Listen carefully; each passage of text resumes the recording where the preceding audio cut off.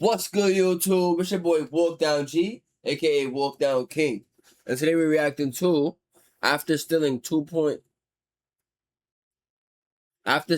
million, Nike exposed them. Gangster. I heard about that shit with Cool Kicks. Your head. That shit ain't cool no more, nigga.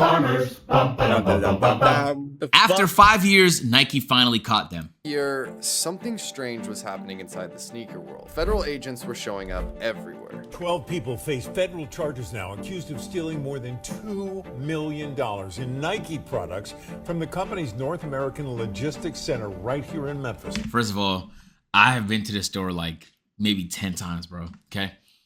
I've been to the store mad times. I literally do not know what this video is about. Federal prosecutors say this went on for at least 4 years, totaling Damn. nearly $2 million. Other co-owner of Cool Kicks that was taken into custody by LAPD, including 40-year-old Keith Cannon, who owned Valid Kicks. Project Blitz, Cool Kicks, warehouses filled with thousands of sneakers, search warrants, evidence boxes, and phones being held outside storefronts trying to figure out what was happening. But nobody They were seemed to stolen? know the answer. There were plenty of Or they were rumors fake. about counterfeit sneakers, money laundering, tax fraud, stuff like that. But law enforcement and the government stayed completely silent. No interviews, no detailed press conferences, just a series of raids that at the time seemed to be a little bit unrelated. That's how it looked from the outside looking in. While the sneaker community was trying to guess what happened, federal investigators were allegedly putting together a case that had been going for years. And according to a federal indictment that just got released this month, I think we have answers to everything we need to know. Oh my God, what the fuck? Yeah, I remember when they got arrested. Well, one of the guys got arrested like a year ago or like 6 months ago. Or Project Blitz, or even California. It all began in a warehouse that was nearly 2,000 miles away. Nike's. I remember when the Cool Kicks got arrested like 6 months ago. Word. Now they dropping the video. North American Logistics. Oh yeah, and we doing a reaction with your boy. Oh, we doing a reaction video with your with your boy Agent. You heard? That's my guy right there. Or nigga activities. But why are we in now? Center that was located in Memphis, Tennessee. Every single day, this building moves thousands of Nike products across the United States. If you've ever bought a pair of Jordans or Nike Dunks or anything of that nature, there's a good chance that it goes through this warehouse first. This is essentially the beating heart of Nike's entire supply chain. Products arrive in this warehouse from around the world. They get sorted, packed, labeled, loaded into trucks, and then shipped to retailers across the country. Like No. Yo, chat, just to be clear, the price of crime and theft has 100% been outsourced on us, bro. Like, I am so tired. I just straight up though, I'm tired of going into a Target or a Walmart behind that store. It has a barcode, every carton has a destination, and every movement is seemingly tracked. And every shipment has one small detail that tells the entire system where to go, and that's a shipping label. And according to federal prosecutors, that tiny piece of paper would allegedly become the key to one of the biggest sneaker theft conspiracies in recent history. And the more investigators looked into this case, the more they realized that it wasn't just a traditional cargo theft. Nobody Nigga in the chat said, then why my shit get lost?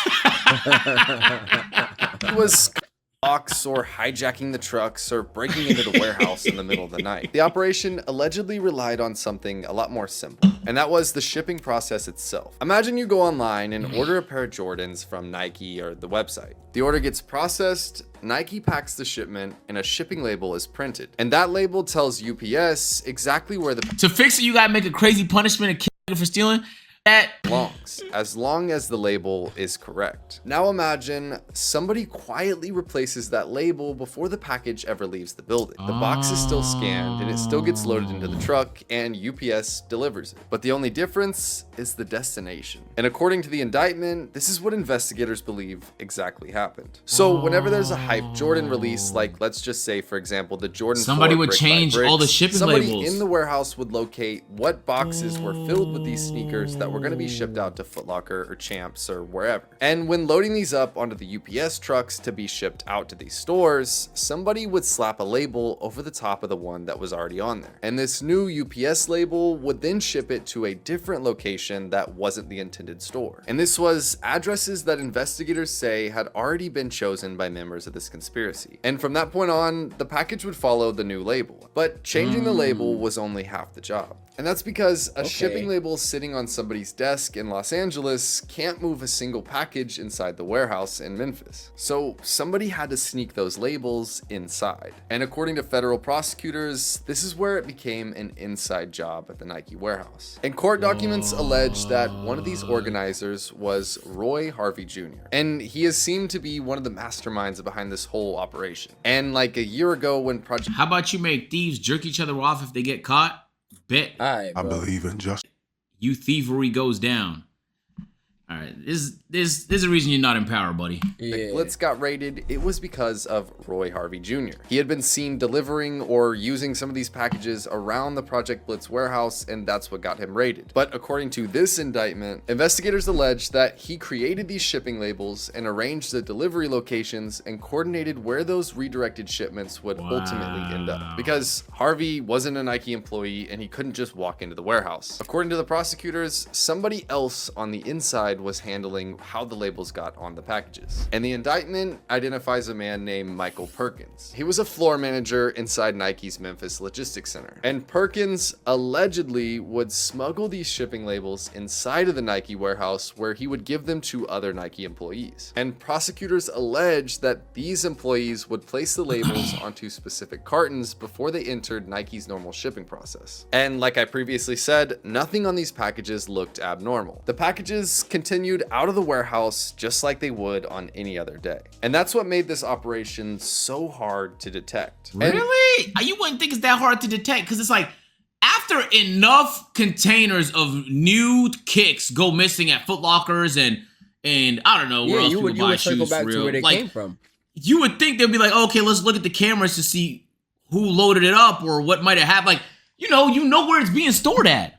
this wasn't something that happened Right? just once or Right. twice. Courts allege that between 2022 and 2024, 1,860 fraudulent shipping labels tied to Roy Harvey Jr. was operated successfully through this whole process. And just to mention, this isn't 1,800 pairs, this is 1,860 Boxes, bro! that are filled with multiple pairs. Whenever a shoe comes out, sometimes a sneaker reseller will have an entire full-size run. They'll have hundreds or 200, 300 pairs of a shoe that's like just came out. Or also in the sneaker world, there's like early pairs. You'll see people have multiple pairs of shoes before they come out, like months before they come out. But what happened after the shoes left Memphis was almost a little more surprising. And investigators didn't follow the shipping labels, they followed the shoes. And that's where They the put story trackers. takes Oh my God, they put trackers in the shoes. turn. And you have to remember, all of this They is did not put no happening trackers in in the private. shoes, This man. was before they decided to raid anybody or make any sort of like public thing about this. So by this point, investigators believed that they understood how the shoes were leaving the warehouse. But that only answered half of the mystery, because stolen inventory doesn't just disappear. Somebody has to receive it, somebody has to pay for it, and eventually somebody has to sell it. So investigators started following these sneakers and shipments. Now, according to these court documents and stuff, it doesn't really say how they were able to identify this. Some people say that they put trackers like inside the shoes or inside the boxes. Some people said that they like went over their inventory lists, or I don't know how they did it. I wish I had this answer because that'd probably make this video a little bit more interesting, but I don't know how they tracked down these shoes from the Memphis warehouse to what I'm about to say. Brother! So instead of these boxes of sneakers showing up at retailers like Champs, Foot Locker, maybe a Nike store, these boxes of hundreds of pairs of Jordans would go into an undisclosed location, and they would essentially just be dropped off by UPS. So after these shoes were being unpacked, they were being sold at sneaker conventions. Okay, wait, hold on. How does it work though? Is it already paid for and then it gets shipped? Yes. Because it wouldn't. That seems. He just told it to you. I was listening. Bites of sellers like Champs, Foot Locker, maybe a Nike store. These boxes of hundreds of pairs of Jordans would go into an undisclosed location, and they would essentially just be dropped off by UPS. So after these shoes were being unpacked, they were being That didn't sold explain- at sneaker conventions, sneaker stores, already paid and for. other sneaker websites. And some of these pairs were just placed into a warehouse or the backs of stores to be sold in eventually. And like I said previously, if you have some of these shoes that don't release for 4 months, It's like ordering and off you have, websites and like, the 100 or 200 pairs, that looks really suspicious. So in some cases, they would just keep these shoes until like a week or two after they released and they were hot and everybody wanted them, and then they'd begin like flipping them. So I'm assuming that's where some of these shoes would end up in like warehouses and stuff. But investigators started looking into resale businesses, and the further they followed these shipments, the more these certain names kept popping up. One of them being Chicago Emporium, which is a large Chicago resale business. Another one being Whorehead Investments. And then there was one name that stood out above all the others, and that name was Cool Kicks. And if you've been around sneaker culture for like the past decade, you know who Cool Kicks is. Cool Kicks wasn't a small reseller operating out of like a storage unit. It was one of the biggest sneaker stores in America. NBA players, rappers, celebrities, all these people bought shoes from there in Los Angeles. And their videos No.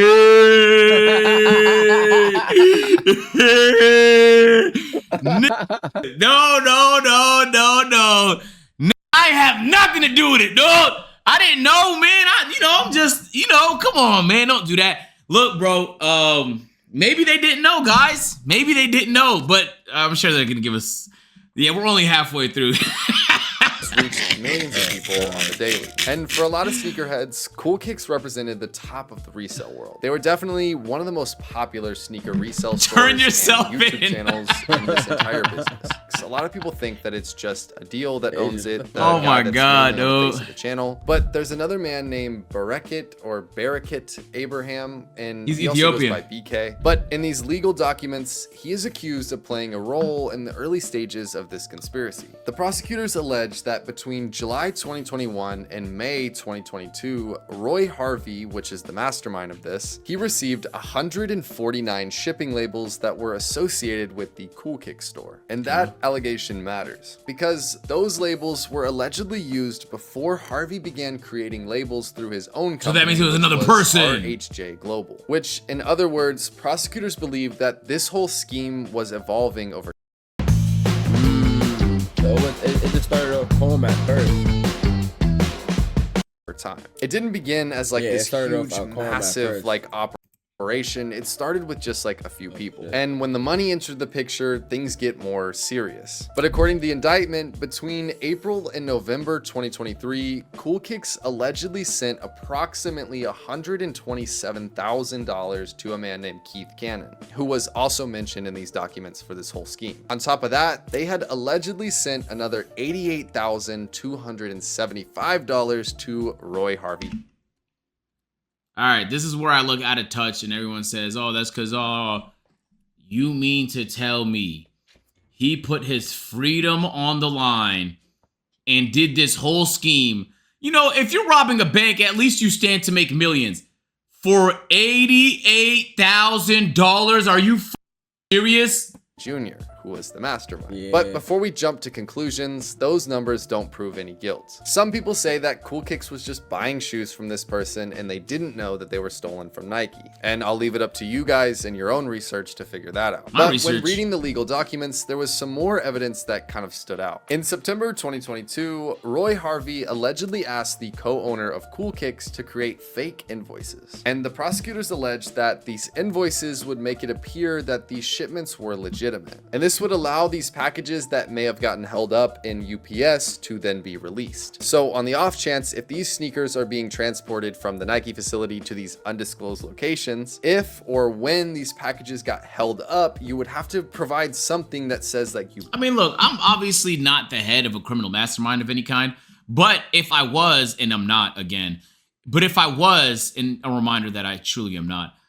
in any way whatsoever associated with any crime, why in the would I wire somebody who was directly affiliated with my crime using bank accounts, bro? That's like the easily most trackable thing of all time. That's like... bought these shoes before they would be released. And that's where these fake invoices would come about. Basically saying like, hey, I paid Roy Lee, this guy, X amount of money, like he's delivering these shoes to me. Money laundering 101, they bro. were all coming from the Nike warehouse illegally and stolen. But this is just a conspiracy. This is not proven fact. I'm just simply telling the story how it is. Also, according to the indictment, Chicago Emporium was allegedly purchasing large quantities of shoes connected Damn! operation as well. Federal prosecutors allege that Joel DeLuna, I think is the owner of Chicago Emporium, he negotiated with Harvey to receive unreleased Nike products. Meanwhile, another Los Angeles retailer, Whorehead Investments, he allegedly also sent nearly $700,000 in wire transfers connecting to this government's investigation. Oh my So God. everybody that I just named were Nah, niggas just playing around resellers with that dope were shit, I ain't allegedly gonna lie. sending That's enough money to bail out of that shit. Think smart, not harder. money to Roy Harvey to get these shoes so that they could flip them themselves or sell them in their store. And piece by piece, shipment by shipment, and payment by payment, what first looked like a warehouse theft was beginning to look like something that was much, Organized. much larger. Yeah. The prosecutors believed that they had just uncovered an alleged distribution network stretching from the floors of Nike's warehouse in Memphis all the way to some of the biggest sneaker resale businesses in the world. But if these investigators spent years following these shipments and following the labels and following the money, what finally What the- caused this whole operation to fall apart? Oh Well, my for God. years, according to the federal investigations, the operation kept working. Shipments continued to leave Memphis, labels continued to change destinations, and businesses continued buying inventory. And remember, all of this was done in secrecy. They were spending a while trying to figure this out and piece this together before they began just Like, to me, okay, this is what greed looks like, by the way, because like, Right. even is like, very greedy, I if ain't you're gonna lie. making millions of dollars, is it that important to make more millions? Like, at least if you're in a situation where you're impoverished and you don't have your essential needs met, then it almost feels like a need for like survival. So then you can find some justification morally. But like, when you're making this much, it's like, is making a little bit more worth all of this? It can't be. In my opinion, it cannot be. Making 30% more, it's not just business, bro. That's how you give people leave. Like, when y'all say shit like that, it's like, oh, okay, it's cool for you to act however you want to act, as long as you benefit. That's facts. And if that's enough of a reason, if your benefit is enough of a reason to f people over, then what happens to society, bro? What's stopping you from taking everything I have? You would benefit. You could take everything I have. You now have 5 cars in like multiple cribs, and then you can be part of A&P. Just kill me. But it's wrong. That's enough. That's the reason why you can't do it. It's wrong. It's morally wrong. So we decided together as a society it's morally wrong. So you shouldn't do it, right? Like, and the reason why I say this, when you go to countries that deal with some serious poverty, like when there's certain areas of Ethiopia, I don't think that they should steal from me just because they have nothing. Not only do they have nothing, but they have no opportunity to get anything neither. It's a completely hopeless endeavor. Like, they should 100%, they have every incentive to steal from me. Right? Right or wrong? They just don't.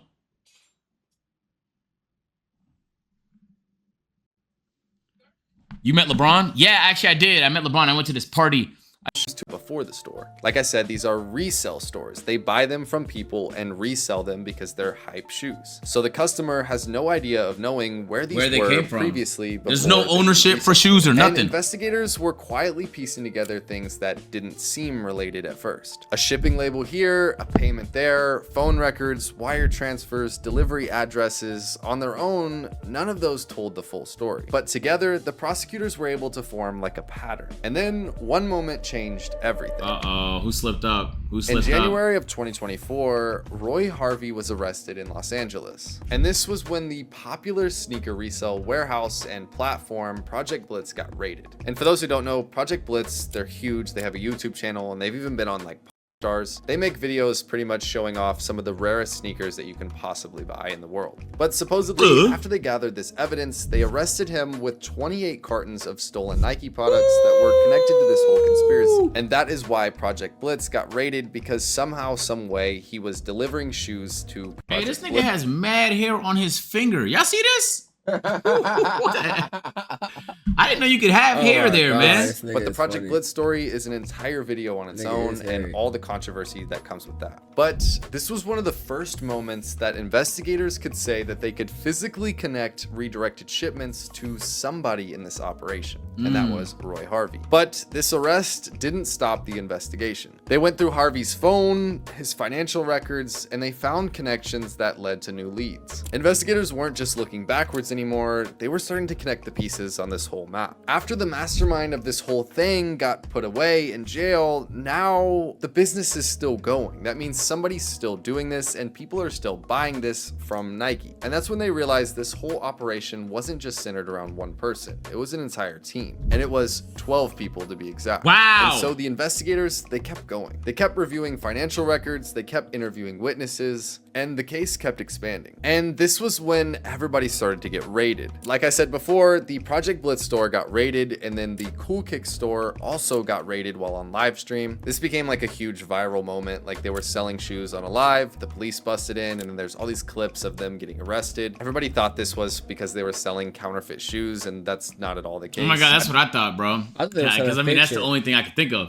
Yeah. So at least it wasn't that. As well as there was clips online that showed a house that got raided that was completely full from like top to bottom with Nike shoes. And on top of all this, the Chicago warehouse that was Chicago Emporium also got raided. When all of this was happening, nobody really knew why. Like I said, everybody speculated counterfeit shoes and everybody was slandering Cool Kicks, saying that they sold like fake shoes, and that's not true. As well as Project Blitz, they got bashed everywhere for this, but in reality, they probably just bought a few pairs of shoes that were stolen that they didn't know about. But regardless, all these business reputations got cooked. But in July of this year, a federal grand jury returned a sweeping indictment charging 12 people with offenses including conspiracy, interstate transportation of stolen property, and wire fraud. And of these 12 names that Wire were in fraud. this were Roy Harvey Jr., BK from Cool Kicks, the Chicago Emporium guy, Perkins. You guys can look at the list yourself. But for the sneaker community, this was the first time that these allegations were made public. And suddenly, all those raids, all those rumors, and all those unanswered questions, they finally had context just this month. But this story isn't just about Cool Kicks or one warehouse. It's about something much bigger. It's about how an industry built on hype and scarcity created one of the most perfect environments for an operation like this to exist for years. Honestly. But like I said, I can't blame them. Them niggas was definitely like, fuck it. You gonna keep doing this shit if this shit gonna work. everything in If it this ain't video broke, is don't just fix it. alleged, and everybody in this case is innocent Gangsta. until proven guilty. I'm simply just stating what was in these documents. I'll pop it up on the screen right here. Cool Kick Wow, they posted it. Holy smokes. Barricade Abraham was indicted in Memphis for purchasing items that were allegedly stolen from Nike. Mr. Abraham denies the charges. While Mr. Abraham owns stock in Cool Kicks, the indictment contains no allegation of wrongdoing by Cool Kicks or anyone associated with Cool Kicks. Cool Kicks has hold on. So it contains no allegation of wrongdoing by anyone associated with Cool Kicks. That would include him. But if that's the case, Cool Kicks has terminated Mr. Abraham's relationship with the company. They remain focused on serving our customers and community. They'll continue to work diligently to prioritize the integrity of our products and honesty in our business operations. Okay, look, obviously, Yeah, it's easy to smell kind of crack. just assume the worst when you see any type of case like this. And we won't know the truth until the case is resolved. Right. Duh. That being said, this was probably just a matter of like, okay, not to defend Cool Kicks, but a lot of manufacturers do this in a lot of ways, right? Like more famously nowadays, like the cocoa industry will do that with slave labor, where they'll just look the other way. They will never do an actual investigation. They won't question why they're able to receive such low prices on certain certain items that they need for their product, right? And nobody does anything about it because the people being taken advantage of aren't multi-billion-dollar corporations. It's like kids in the Democratic Republic of Congo. So this does happen a lot. And very rarely is it pursued and enforced. To the point where I genuinely believe that if Nike didn't push for it, they would have never found, like, no bureau is going through the process of doing all this investigation interstate, all over $2 million worth of shoes, realistically. And it was only done because probably Nike just really wanted to know what's happening to all these missing shoes. Like, you have to know what's happening to all this missing inventory. Like, that's a huge problem. But this does happen way more often than we'd like to admit with like lots of products that we use on a daily basis. If you just don't ask any questions and never do an investigation, you can literally just sit there and say that, oh, I didn't know. We didn't know the warehouse was doing that. We didn't know. Like, it's like as long as it's not your company doing it and it's a third party you contract, you can actually technically just blame them and pretend like you had no idea why it was happening.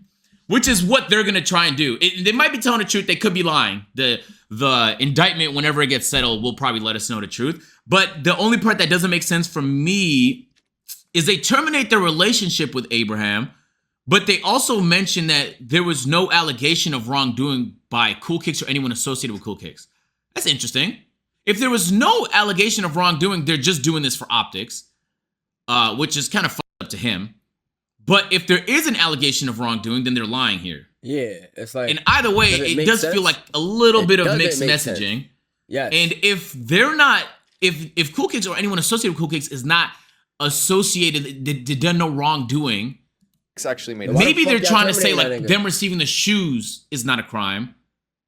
I'm curious. I'm so curious. I'm curious where the wire fraud is that he mentioned. No, nigga, this is what's going on. They figured out the shipping label shit. Nah, I'm not gonna do it. And I'm curious the 12. This is the thing about the government, and the government is very smart. All that sending money to niggas shit, that shit add up after a while. Them niggas probably seen them niggas getting. They work at the fucking location, like either whether it's Nike or Cool Kicks or yeah, they work at the Nike store. You're getting a check from Nike, and you're getting a lump sum of money from a random ass person. Why the fuck are you getting that, and why is it not getting taxed? So I'm saying, it's not like the shit is getting taxed where the government is like, I bet we got our ends on it. Y'all can keep doing what y'all doing. Nah, it wasn't getting taxed. It was just getting chunk thrown. And them niggas was like, nah, what's that about? Like, why is he receiving so much money?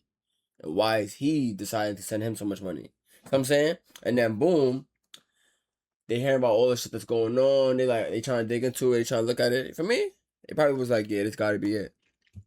Abraham specifically is being charged with, because it seems like Cool Kicks is catching like the public heat for it, but I don't know much about like sneaker. You're curious? Fuck, I'm curious, dude.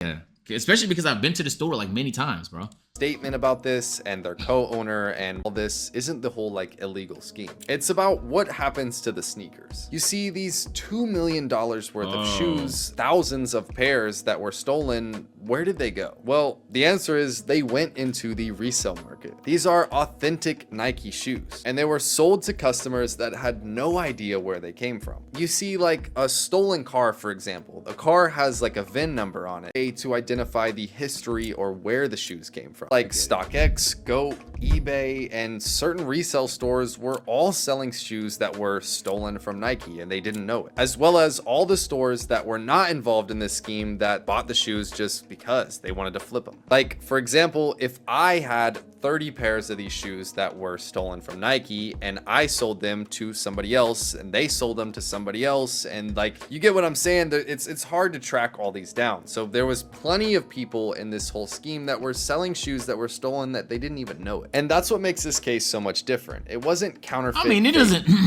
matter to the consumer. Consumers, I don't think they care if the shoes were stolen. It don't make a difference on how it fits on your foot. It only really matters for the businesses that were doing the crime and then the businesses that were just being searched. I all once again was sitting on one of the most elaborate schemes today. Wow. Let's see who got blamed for wasn't selling fake shit. All right, they're ending the video. We're gonna end it too. Yeah, I'm not gonna lie. I'm gonna keep it a full buck with niggas. If they was doing this shit cash, oh boy, if they was doing this shit cash on some BMF shit, they would have never known. They would have never found out, you heard? If they would have kept this shit off line, they'd have been good, bro. But I feel like because they made this shit like a publicized thing, low-key, by like sending niggas money directly for no reason, low-key, it made this shit hot. I ain't gonna lie. Cause like he said, consumers don't give a fuck. Nigga, if you got what I want, I'm gonna pay for it. I'm not gonna give a fuck about how you got it, where you got it from. Like, as long as I see that you got what I want, especially some shoes, you're not gonna care about where the shoes came from or whether or not like they came from a fucking crackhead or some shit. If them shit is clean and you can wear them or you can sell them, you're buying it. So, word. Free Cool Kicks. Free them other niggas. Nigga, bail out. That niggas made mad money off this shit. 2 M's? Somebody's up over 100K. Somebody's up over 300K. And if you're not, you're a dickhead. 'Cause how the fuck you gonna bail yourself out? Man, I'm out of here. Leave a like and subscribe. Comment down below if you like all my videos. Boom, boom, boom. I'm out of here. Hold on. Let me get my thumbnail in.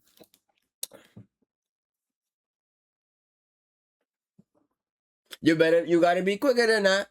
You gotta be quicker than that. That's it right there. That's it. Yeah, that's it. Let's do it, baby.